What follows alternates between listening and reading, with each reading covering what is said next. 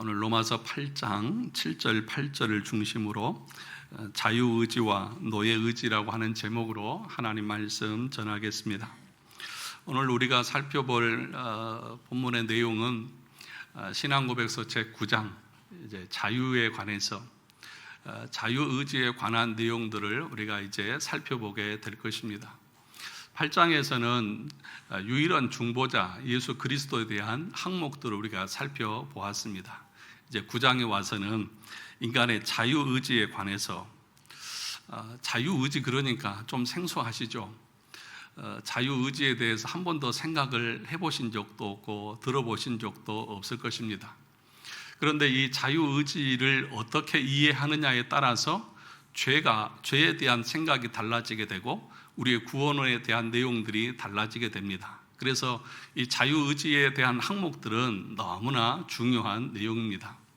그래서 자유의지 이 9장은 5항목으로 되어져 있는데 1항은 우리 인간에게 본성적으로 하나님께서 자유의지를 주셨다는 것이고 2항은 창조 때 아담을 창조하셨을 때 우리 인간의 자유의지가 어떠한지에 대해서 말하고 또 사망에서는 타락했을 때 우리 인간의 자유의지가 어떤 상태였는지, 그리고 4항은 중생, 거듭난 상태에서 우리 인간의 의지는 어떠한지, 그리고 5항에서는 이제 영화에 들어갔을 때 우리 인간의 의지가 어떠한지, 이렇게 이 4가지 상태에 대해서 우리에게 가르쳐 줍니다. 이것이 왜 중요합니까? 이것을 알아야만 죄의 책임이 누구에게 있는지를 우리가 알게 되고, 그리고 우리가 구원받은 것이 어디서 구원받았는지에 대한 것을 알아야 우리가 하나님 앞에 그 은혜에 대해서 온전하게 진정으로 감사할 수 있기 때문에 그렇습니다. 그러므로 오늘 내용을 함께 살펴볼 때에 이 내용들을 생각하면서 여러분들이 말씀을 들었으면 좋겠습니다. 이 토마스 보스턴이라고 하는 청교도 목회자가 있습니다. 이 사람이 쓴 책이 뭐냐 하면 인간의 사중 상태라고 하는 책입니다. 인간의 사중 상태라고 하는 것은 먼저 어거스틴이 얘기했습니다. 우리 인간이 어떤 상태에 놓여 있느냐, 시간의 순서에 따라서 창조, 타락, 구원, 영화, 이 상태에 따라서 우리 인간의 의지가 달라진다. 그래서 이 토마스 보스턴이라고 하는 사람은 그 책에서 제일 먼저 이렇게 얘기를 했습니다. 천국을 보게 될 모든 자들이 반드시 알아야 할 4가지가 있다. 천국을 바라볼 모든 자들이 알아야 할 중요한 4가지가 있는데, 그 첫째는 하나님이 사람을 지으셨을 때 사람의 무죄 상태, 둘째, 사람이 스스로 타락함으로써 처하게 된 부패한 본성의 상태, 셋째, 선한 일을 행하도록 그리스도 예수 안에서 지음을 받은 자가 빛 가운데 있는 성도의 기업에 참여하기 위한 은혜의 상태, 넷째, 모든 자의 재판관에 의해 완벽한 행복의 상태로 또는 철저한 비참의 상태로 거하게 될 각 사람의 영원한 상태, 이것이 우리가 알아야 될 중요한 내용이라는 것입니다.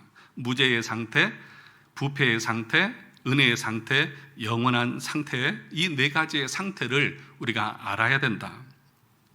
이것을 어거스틴은 인간의 죄와 관련해서 이렇게 구분했습니다. 첫째, 무죄의 상태는 죄를 지을 수 있는 상태, 그렇게 말했습니다. 뭐라고요? 죄를 지을 수 있는 상태. 그러니까 아담이 처음 창조되었을 때의 그 의지의 상태는 죄를 지을 수 있는 상태였다. 죄를 안 지을 수도 있지만 죄를 지을 수도 있는 상태였다, 그렇게 말합니다. 둘째, 타락의 상태는 죄를 안 지을 수 없는 상태. 헷갈리시면 안 됩니다. 제가 끝나고 물어볼 거예요, 지목해서. 두 번째는 뭐라고요? 죄를 안 지을 수 없는 상태. 무슨 얘기입니까? 죄밖에 지을 수가 없다는 것입니다. 셋째는 죄를 안 지을 수 있는 상태, 이게 은혜의 상태입니다. 두 번째는 뭐였어요?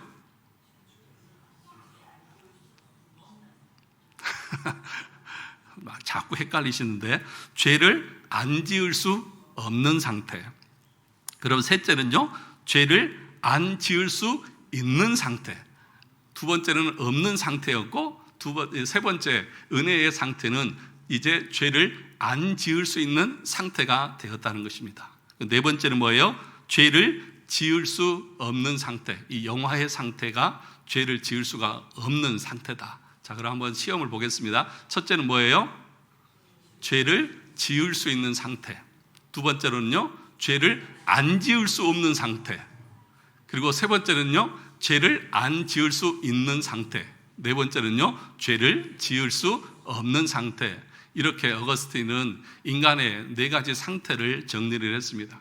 이것을 이제 토마스 보스턴이라고 하는 신학자가 이제 무죄 상태, 그리고 타락 상태, 그리고 은혜의 상태, 영화의 상태, 그러면서 인간의 사중 상태라고 하는 책을 통해서 그 상태마다, 그 때마다 어떻게 우리의 의지가 작동을 하는지를 설명을 했던 것입니다.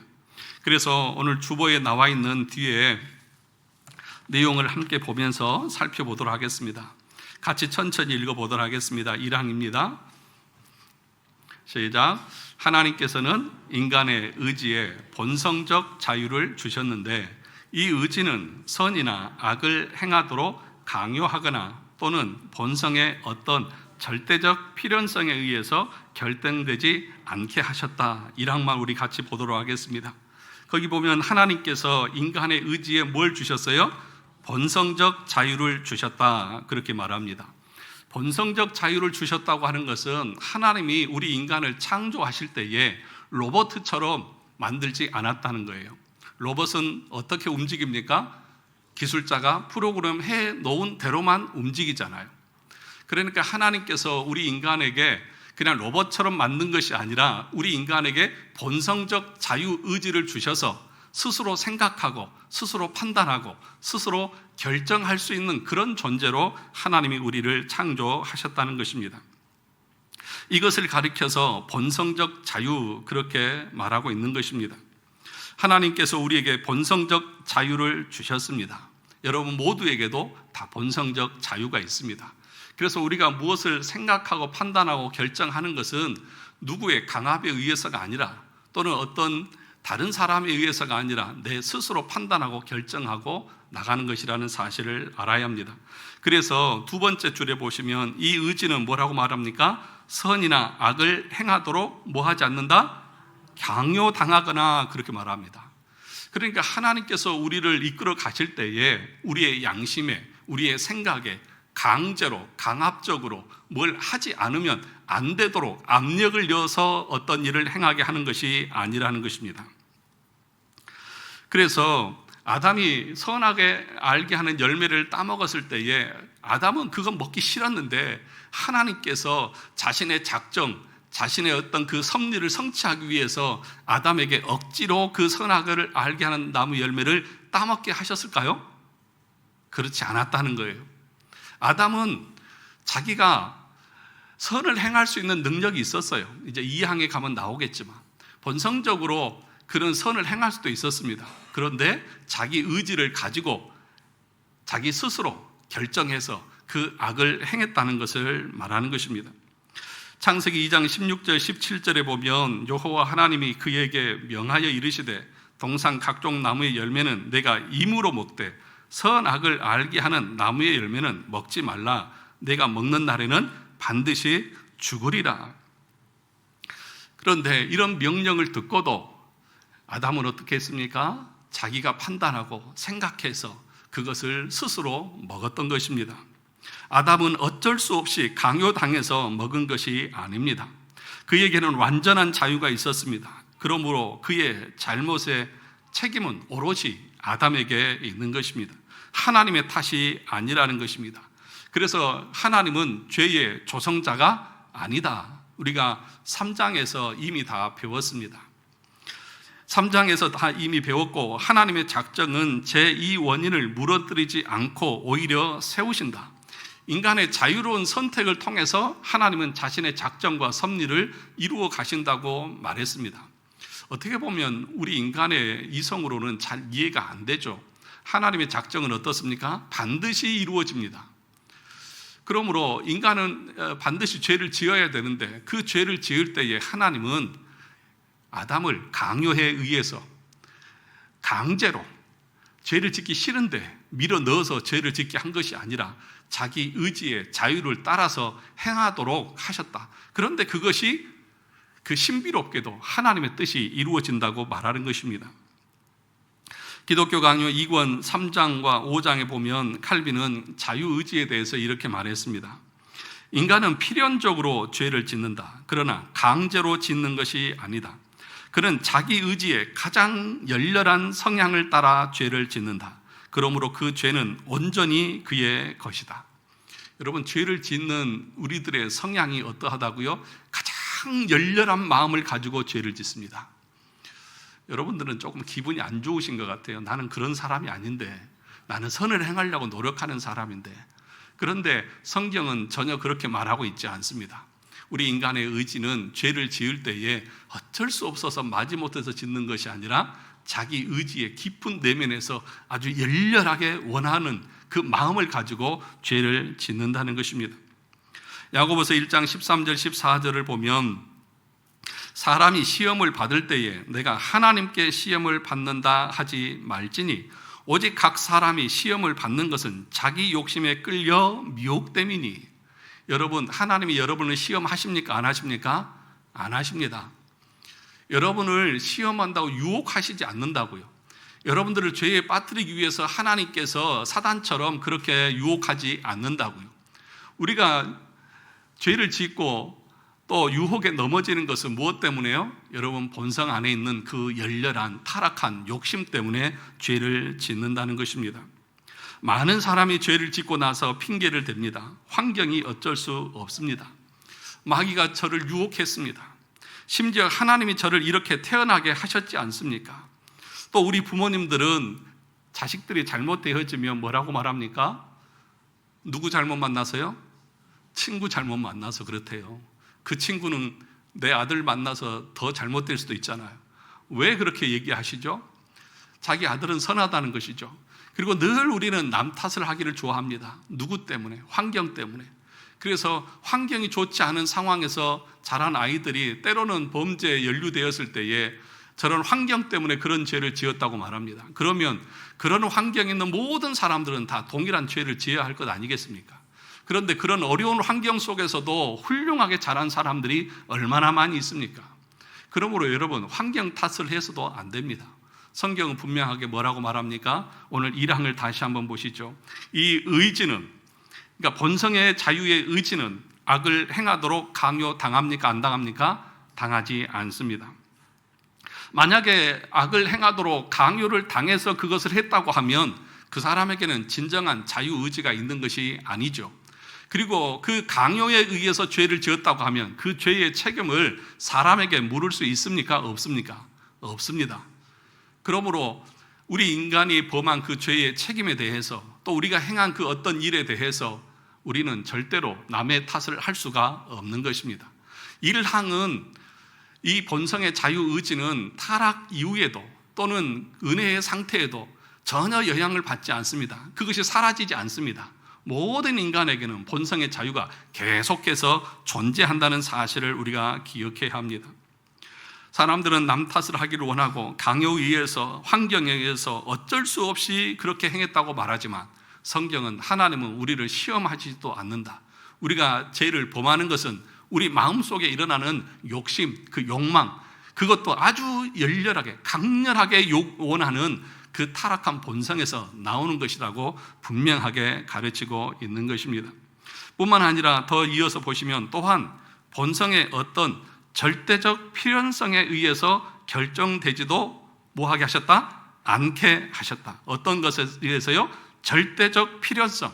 절대적 필연성이 뭐예요? 반드시 그렇게 되어도록 되어져 있다는 것이죠.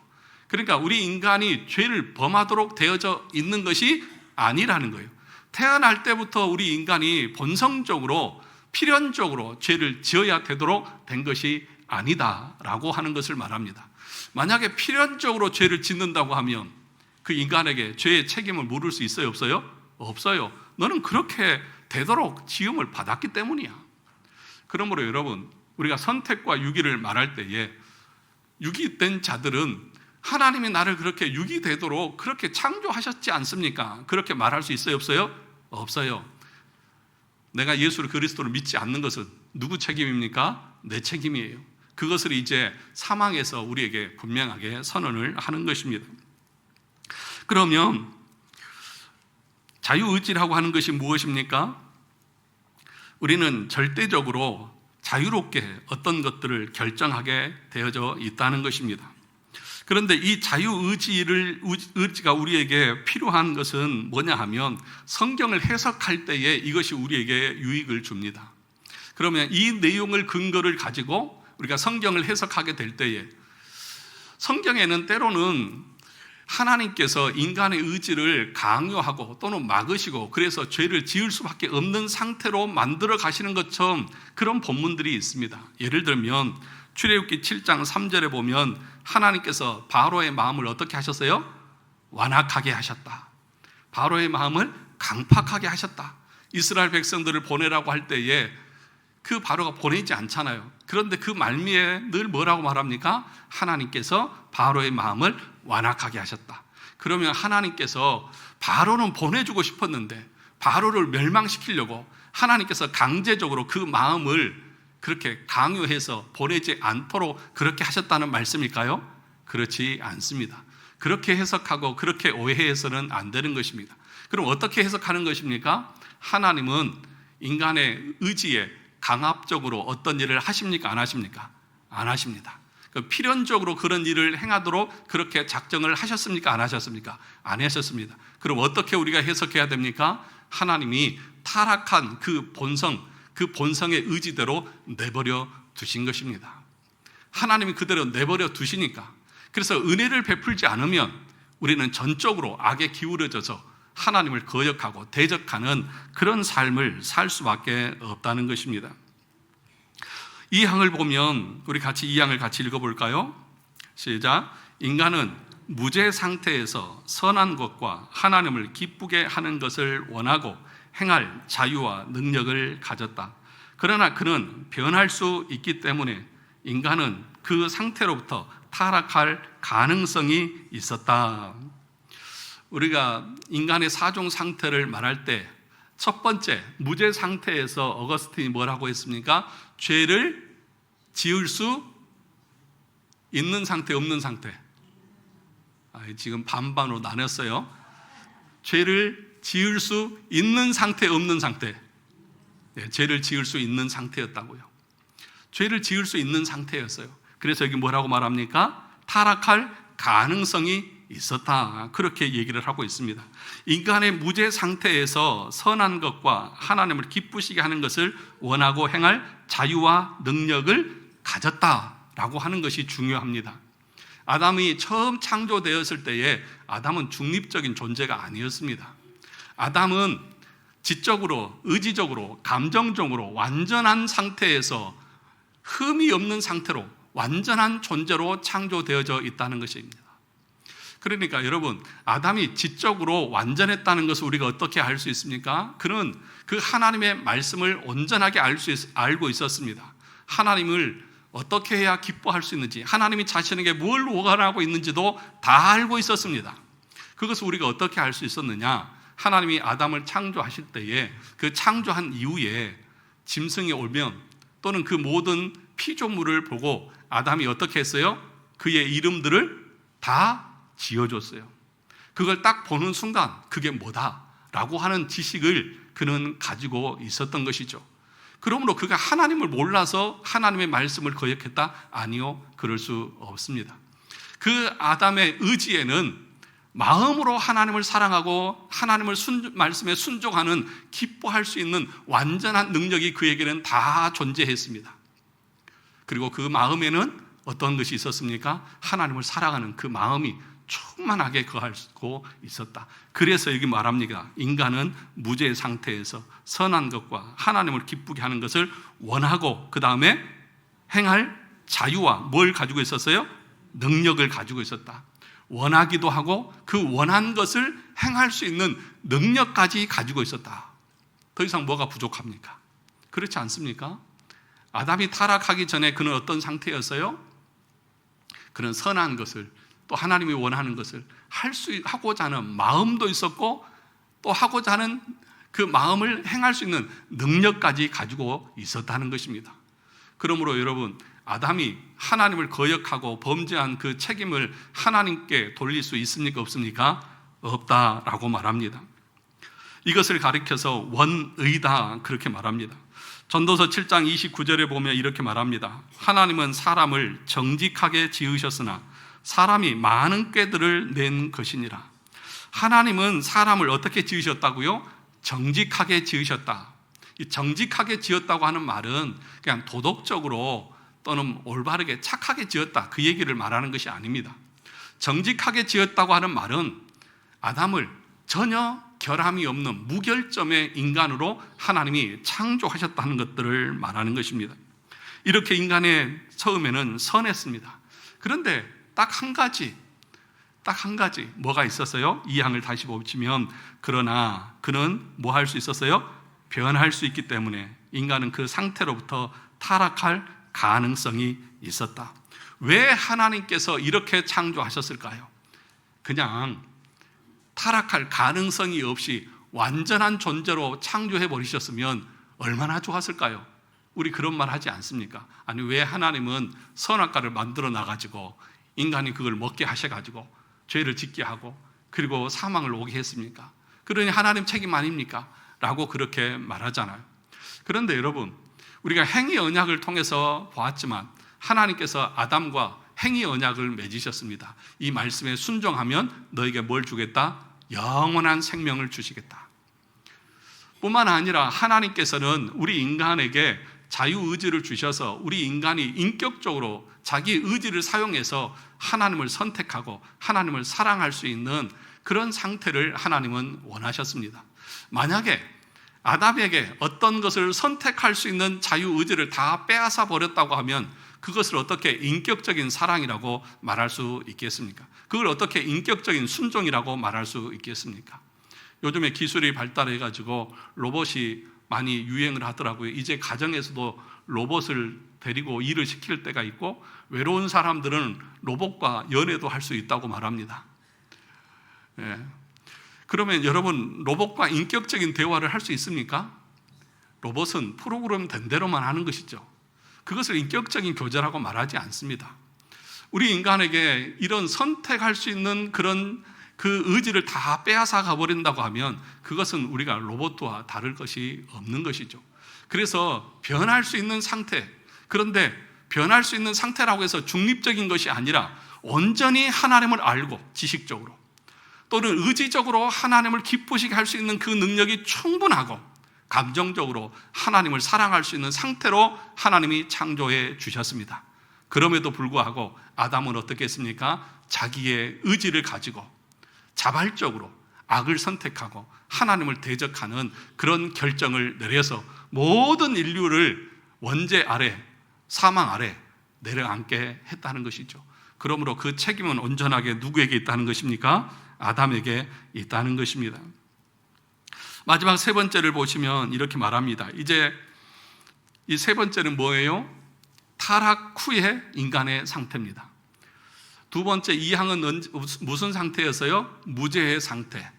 무죄의 상태에서는 어떻다고요? 죄를 지을 수 있는 상태였다. 그럼 이제 사망을 보면 타락 후의 인간의 상태입니다. 같이 보시죠.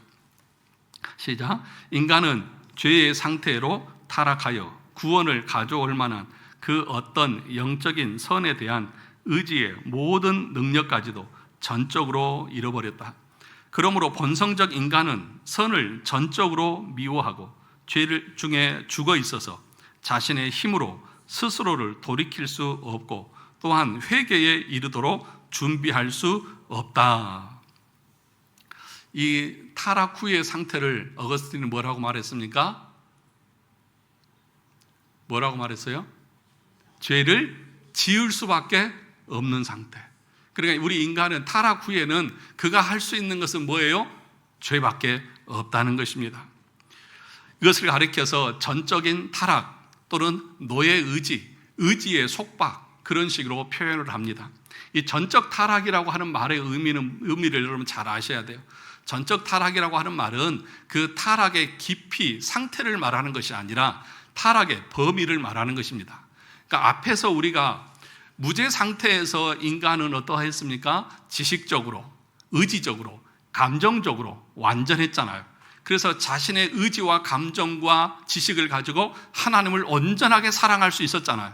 그런데 그 의지와 감정과 그 지식이 타락해서 어두워져서 완전히 캄캄한 상태가 되어져 버렸다는 것입니다. 이 전적 타락이라고 하는 것은 그래서 타락의 범위를 말하는 것이지 깊이를 말하는 것이 아닙니다. 그래서 불신자들도, 믿지 않는 사람들도 도덕적인 선행을 행합니다.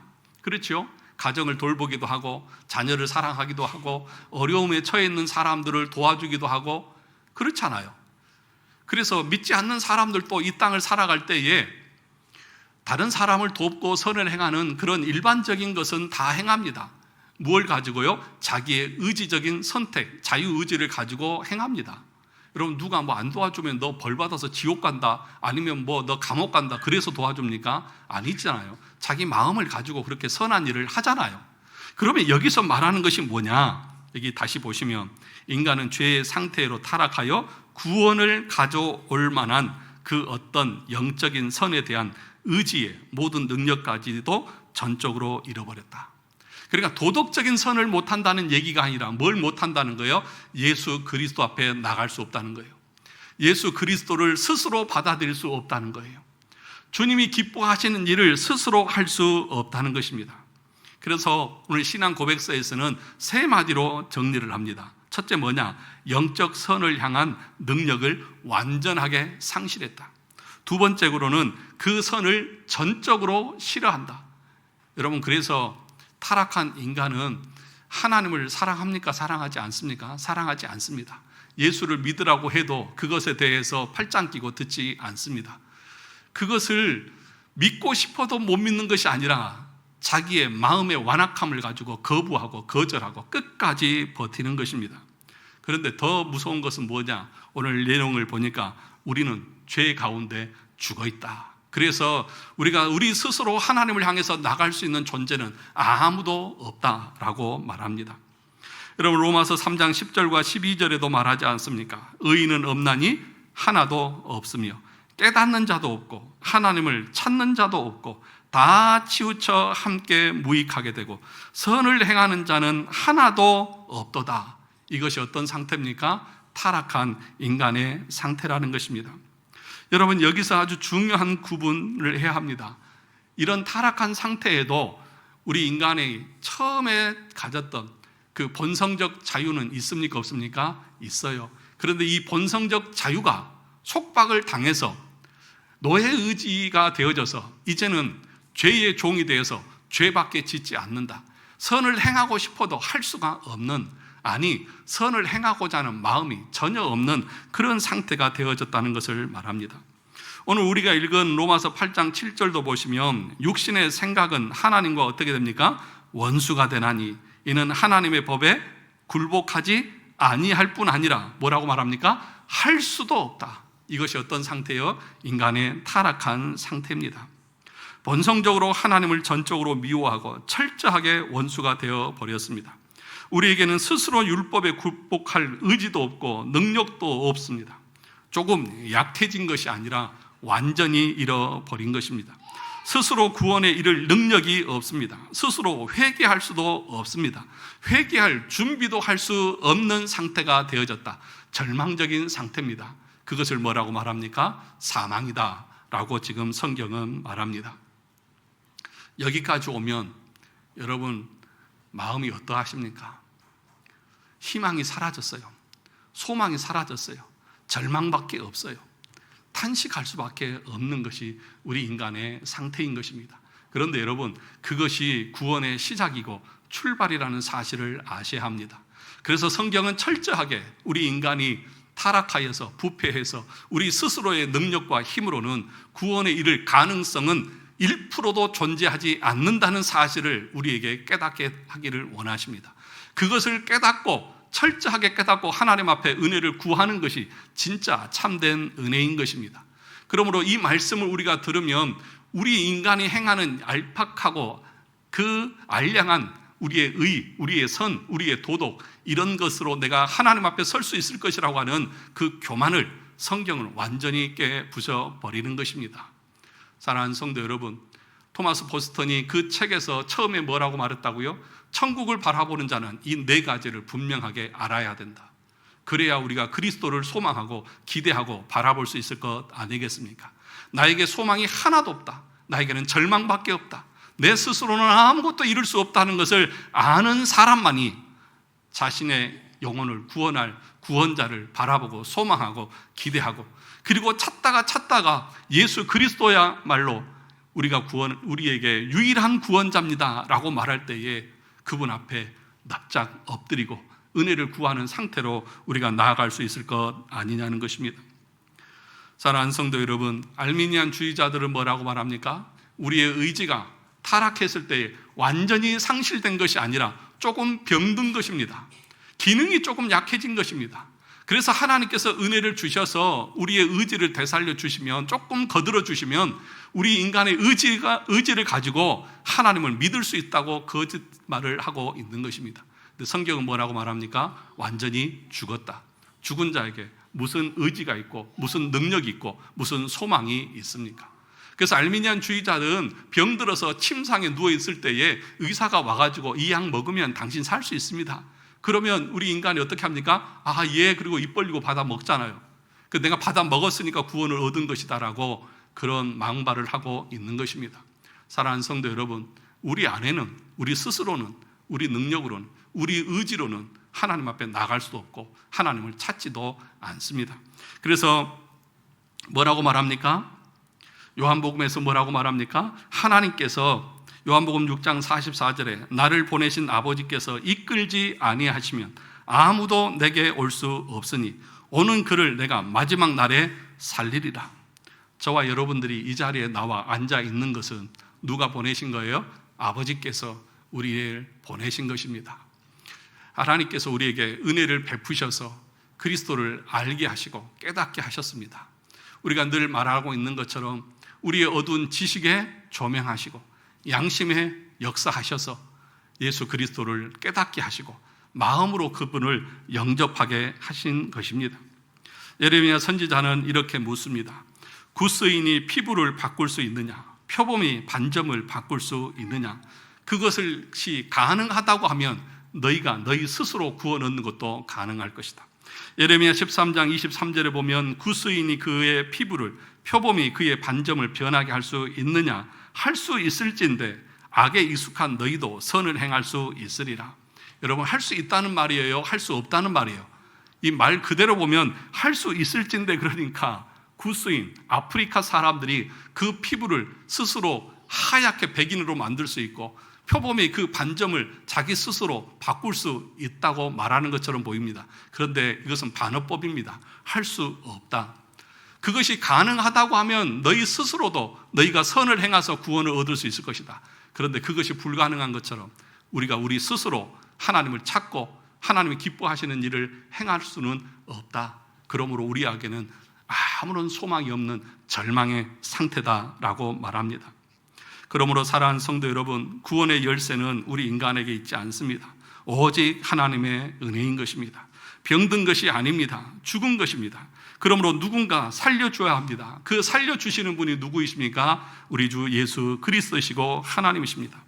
에베소서 2장 4절과 5절에 보면 긍휼이 풍성하신 하나님이 우리를 사랑하신 그 큰 사랑을 인하여 허물로 죽은 우리를 그리스도와 함께 살리셨고, 누구와 함께 살리셨고? 그리스도와 함께 살리셨고 너희는 은혜로 구원을 받은 것이니라.